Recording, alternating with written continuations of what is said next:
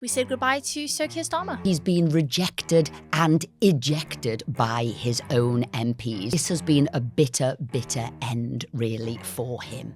And this is the start of the dripping of poison into the Labour Party. Are we going to see a Burnham bounce here? How well is this man actually going to fare? He doesn't want to be interviewed. He doesn't want to be questioned. MPs will turn round to Burnham and already be thinking, I'm not going to show you loyalty. You never showed the previous Prime Minister loyalty. Trump cannot stand Ed Miliband. I've also heard the Trump administration can't stand David Miliband. We can see he starts to make trouble for himself. There's a couple of things that Burnham might do which will be disastrous. Can I tell you an absolutely outrageous thing happened in Parliament this week?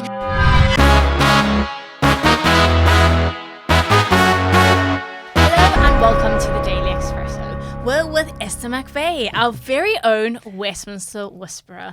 This week in Parliament, we said goodbye to Sir Keir Starmer. Yes, it was the end of the Starmer era. And what he won't want, he has got his place in history, but it is as the shortest serving Labour Prime Minister in history.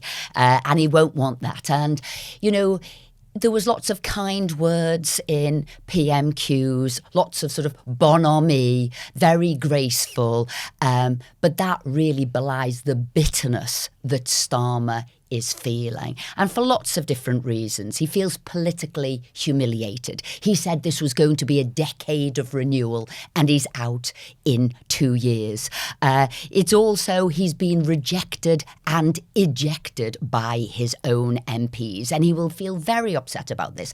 This was the man who, well, they've only got the jobs basically on the back of him. He's the one who came in after that terrible defeat in 2019, the biggest defeat since 1935 for the Labour Party, and he took them to a massive victory, and yet they've booted him out. He also feels deep personal resentment to Andy Burnham for coming in and pushing him out of a job. And there's two teams and two camps. And his team, the Starmer team, is also bitter towards the Burnham team. And he's also had a tenure that has been really clouded by scandal. From the first day he walked in with all of those freebies from Lord Alley, right the way through to sleazy resignations, Louise Haigh, Angela Rayner, and then ending with Peter Mandelson, the pedo pal of Epstein. And then he'll be personally upset. It is personal. It is about him. And you saw his resignation speech. He was really tearful. So this has been a bitter, bitter end, really, for him. And how easy is it to change Prime Minister in the middle of a term? It is not. Labour MPs are misguided by thinking all their problems are over. They've got a new Prime Minister. So they had this problem to solve. They thought Starmer kept doing U-turns. He was politically sort of unpopular with the public. He was a bit wooden, you know, he was a robot. We've got rid of him with this like normal guy from up the road in Manchester. But their problems are only starting. They've solved one, but they're now creating 100 other different problems. And it's quite factionalised in the Labour Party, which is not going to help Burnham. Not at all. And they think that they've got him in. It's been, you know, without a bloodbath. It's been without a competition. Isn't it wonderful? We all love him. You know, he's got our full support. But if you look at the numbers, it was 369 to 403. And that sounds wonderful. But straight away you'll say, well, there's 40 there who didn't want him. And then there was something, and I'm going to pinpoint this as the worst interview ever, and that was Louise Haigh this week on a political podcast. And she said, when the question was asked, oh, but Burnham's come in, he doesn't know what he's doing, he must be politically naive, it's only been a month. And she said, oh no, he's been planning this and plotting for this for a year. All of a sudden, there will be people who quite like Starmer, weren't sure if they like Starmer, but they will not like the fact that he had been plotting for a year, because that says to them Starmer had only been in office for a year. And they were already plotting to remove him.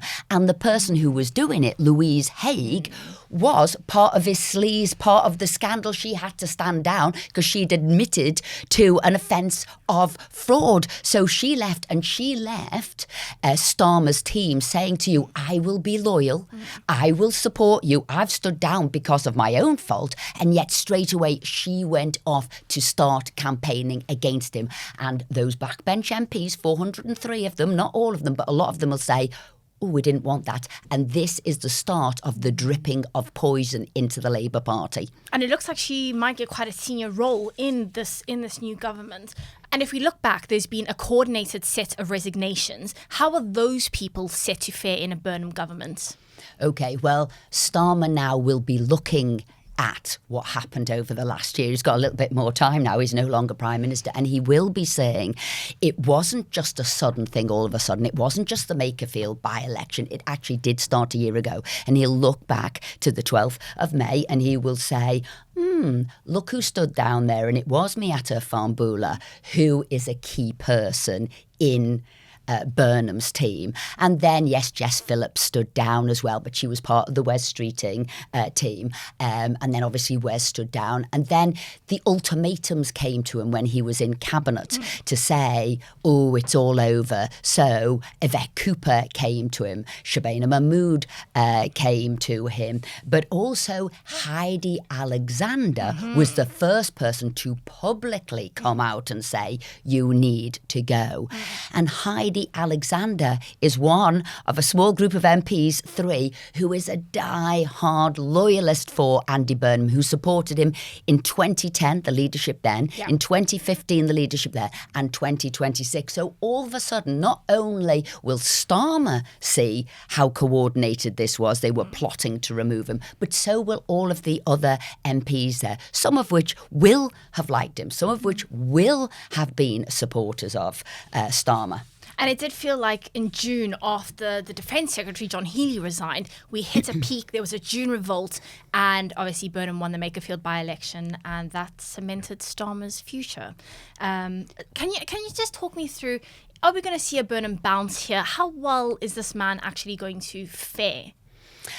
Oh, you will see a Burnham bounce. I mean, this is inevitably going to happen because he's new, he's come in, he'll have a new energy. People don't know him, which is key. And that is actually part of his success, but part of his downside. He doesn't want to be interviewed. He doesn't want to be questioned. Can I tell you an absolutely outrageous thing happened in Parliament this week? And that was you get opposition day debates, and that's when the opposition can hold the government to account. It's a key mechanism in Parliament. There's 20 opposition debates within a parliamentary session, and it was the Conservatives one. And they were going to have a motion which basically said, we're going to extend Parliament by 1 day, and that 1 day will mean that Burnham will be Prime Minister and we want to ask him questions. Well, all of a sudden, as a complete change of the schedule, it's a government schedule, they removed the opposition day debate in to put a general debate. And the balloon went up with all opposition MPs saying, not only now is he dodging questions to journalists, he's now dodging questions to MPs, which is absolutely outrageous. So this Mr. Invisible, this Mr. T-shirt and vibes doesn't want to answer any questions at all. So this will keep him popular for a little while, but long term, it's going to set in a lot of problems for him. And some people who might cause problems for him will absolutely be his cabinet, potentially. Everything is digital now, isn't it? Your money, your photos, even your loyalty card at the coffee shop. So there's something quietly brilliant about owning one thing that isn't on a screen. Real gold bullion. The weight of it, the shine, it's just a lovely thing to hold. The Pure Gold Company, which was voted the UK's best gold broker, makes owning physical gold really simple. Tax-free gold coins from the Royal Mint with friendly one-to-one guidance from your first question to final delivery. There's no jargon, no pressure, no call centre queues. It's insured to your door or stored in a secure professional vault. So visit the Pure Gold Company today and tell them JJ sent you. Andy Burnham is set to do a reshuffle on Monday. Yes, that was another reason people wanted scrutiny of him. What's he doing? Who's he bringing in? Why is he doing it? What is his mission? Where is he taking the country? Now, this reshuffle is also a danger zone. So first of all, his MPs will be upset having found out that Burnham has been plotting for a year. And then they're going to look at this reshuffle here. And this is the big beast of the party. What's going to happen with them? And let's put it this way. He's already promised at least 4 people the job of Chancellor. So he's promised that to Ed Miliband. He's promised it to Wes Streeting, maybe Shabana Mahmood, maybe even Yvette Cooper. Well, 3 of those are going to be unhappy. I've heard that Shabana's currently set to be in the running for the job of She Chancellor. certainly is. And then you might also think, well, maybe it is going to be Yvette Cooper as well, because he gets 2 for the price of 1. He's going to get Ed Balls, an old mate of his, back in there. He can help Yvette Cooper as well. Well, we just don't know. And if I'm being honest, I don't think actually, maybe, Andy Burnham knows what he's going to do. But the person who's going to be most upset and cause him the most trouble here is going to be Ed Miliband, because he thought this was his plum job. And remember, this week he's got him to go against his own beliefs about net zero and say, yes, we could drill in the North Sea. So he's had him begging on his knees, had him going against his principles because he thinks he's going to get this job of Chancellor. And I've heard he might actually get Foreign Secretary. Well, interestingly, I was speaking to my American friends and they said Trump cannot stand Ed Miliband, not just because of his views on drilling and energy. He absolutely thinks he's dangerous. He thinks he is sort of a zealot. He thinks he's mad and he thinks he's dangerous. So he will not really want him as Foreign Secretary. And the other person, his brother, David Miliband, Burnham talked about bringing him back into government there. Talk about cronyism. Now, I heard that David Miliband said, no, I want to be ambassador to Washington. So again, cronyism. You've got the Peter Mandelson sort of references there, a political appointee. I've also heard the Trump administration can't stand David Miliband because they see him as part of the Hillary Clinton era. So that is a no-no as well. So already we can see he starts to make trouble for himself. And this is just sort of the mini reshuffle. But there's a couple of things that Burnham might do which will be disastrous, and that is bring back the sleaze into the cabinet. So he wants to bring back Angela Rayner. People don't want Angela Rayner back in, right? And then Louise Haig, who we mentioned and we're talking about just before, the person who was fired again for fraud, right? If she comes back in and I hear she's got a job in cabinet, the public will not like that. The MPs won't like that. And this disloyalty that she has embedded in right at the heart by working with him for a year will not go down well. And it works like this. It is a team game being an MP. And you always show loyalty to your leader. And when things get tough and you've got to go out on the media and you've got to vote for them and you've got to go through the lobby and you've got to defend them on air, you say, come on, it's a tough time. We've all got to hang together. These are the words you will know. We've got to stand together. We've got to hang together. We've got to stay together. And this is what MPs will turn round to Burnham and already be thinking, I'm not going to show you loyalty. You never showed the previous Prime Minister loyalty. And that is sort of the end. And that's why when you asked how easy is it to midterm come in and be a successful Prime Minister, I will tell you it's not. And we can look at other Prime Ministers and it never really works. And I think, just very quickly, we've talked about people who are on the way in, but it's worth mentioning a few names who are on their way out and getting the axe. Steve Reed, Darren Jones, Emma Reynolds, Hilary Benn. They're all their loyalty to Starmer is very unlikely to be rewarded, I think. And when you get pushed out, different people treat it differently. Some people go, oh, well, I knew that, or do you know what, I wasn't good enough. But most people don't. And most cabinet ministers have got the egos the size of a house. And when they go to the backbenchers, not only do they start plotting, but you will know, and it is music to your ears, a disgruntled MP, because they come and tell you all the stories, what's going, whether it is true or not, but they can destabilise the ship. They can say things that are not necessarily true. And I've done that walk of fame, as it were, to be promoted. I have resigned from May's cabinet because she wasn't doing Brexit properly. And I've also been sacked, as it were, from Boris's cabinet. Why? Actually, I stood up against him for this Boris wave of immigration. I didn't agree with what he was doing. But when I was shown the backbenchers, I kind of understood. I said, that's fine. So I was never disgruntled because I thought, well, we don't agree, so we can't have me. And that's right. But most of them don't do that. And he already, before he begins, has stored up problems. And I think tell us quickly a bit about how that's worked out for other prime ministers, which you hinted at just a few moments ago. Okay. So if we look at other prime ministers, let's look at, say, Theresa May, and she came in, and the first act she did was to get rid of George Osborne, who was Chancellor, and she wanted to bring in her own man, who was Philip Hammond. George Osborne was apoplectic, and then he became editor of the Evening Standard. So not only was he apoplectic, he had his own vehicle by which to say things, and people will remember the strange thing about her in the freezer, and she was a dead woman walking. This is a very powerful enemy to have, and that destabilisation is not good. They have friends within there. This is people who aren't going to vote against you. These are people already looking for the next prime minister. And at the time, they were already looking for Boris. They already thought May can't deliver Brexit, and he was already getting his people. There will be somebody else here now, and it could well be Wes Streeting. He didn't get his 80 or his 81 MPs, but he might have 60 or 70, and that is already starting to happen there. And talking of reshuffles, Kemi Badenoch, do you think she'll do a reshuffle? Now, she said she doesn't plan on doing a reshuffle. She doesn't really want to do many reshuffles.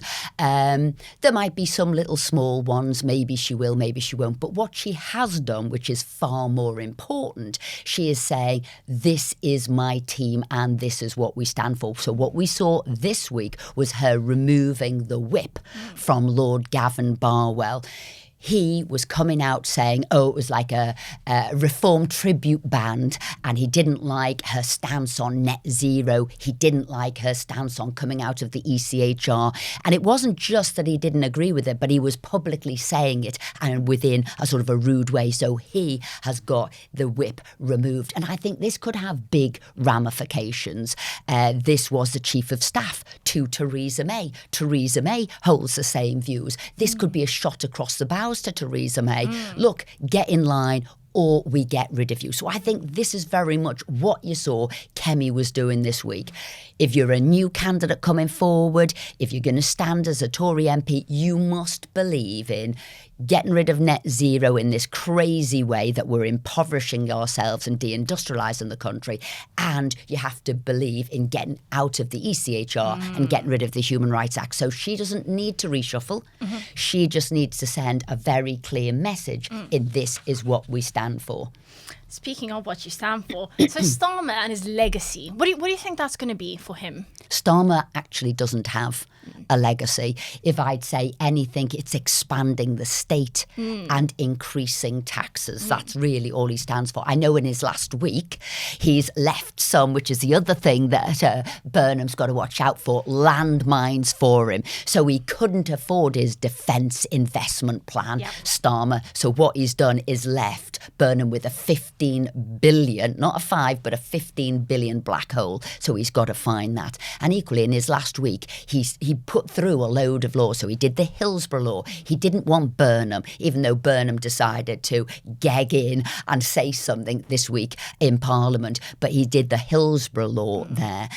He also did a Switzerland sort of trade agreement. He talked about Ukraine. He did the coalition of the willing. So there was a lot that he did in the last week because he thought, I don't want you, Burnham, pretending you did any of this because you have not. This is what I want people to remember me by. But in all reality, I don't think he has got any legacy whatsoever.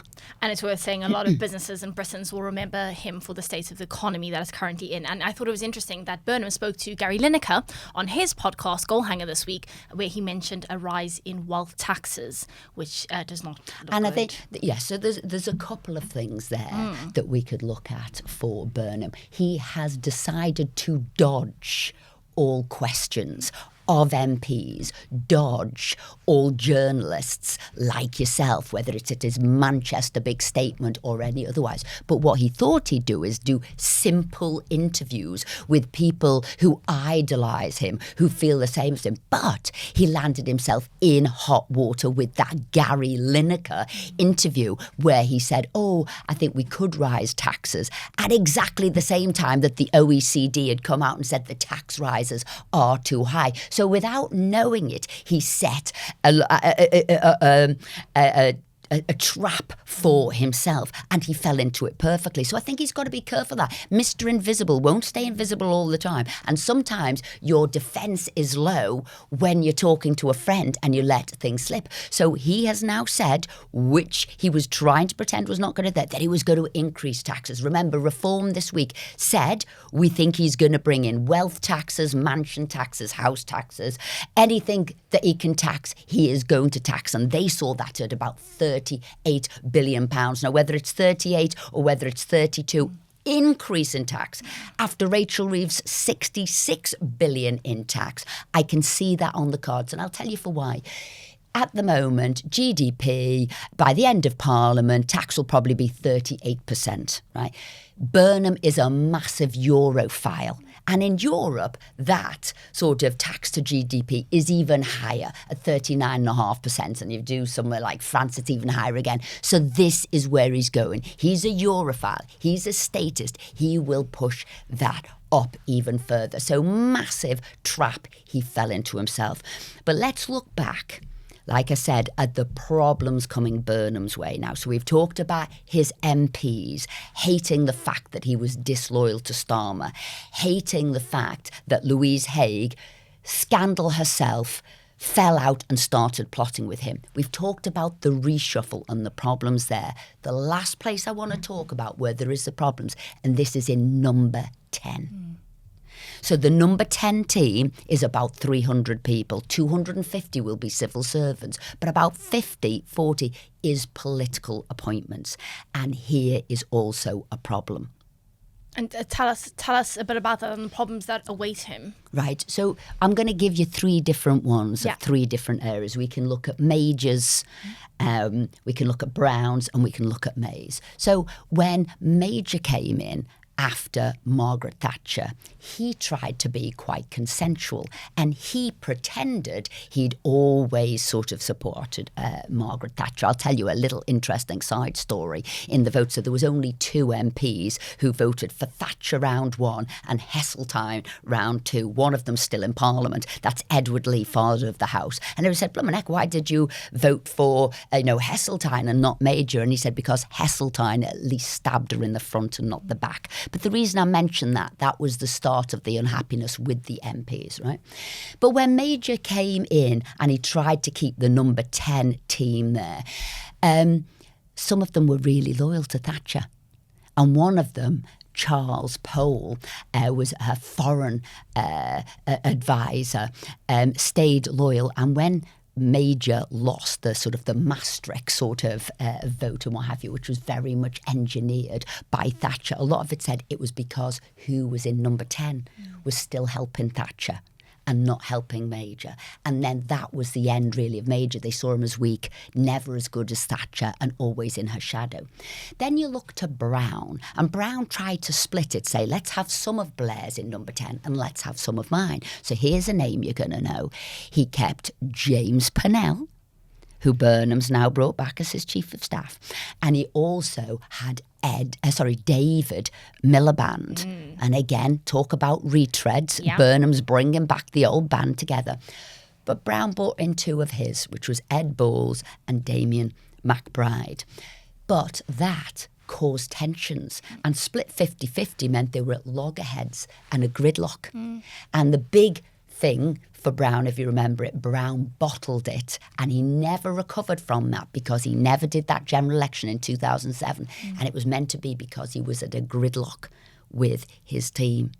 I've heard that Burnham might be on a little bit of a tour of the country in the last 2 weeks of August. Oh, we haven't finished May.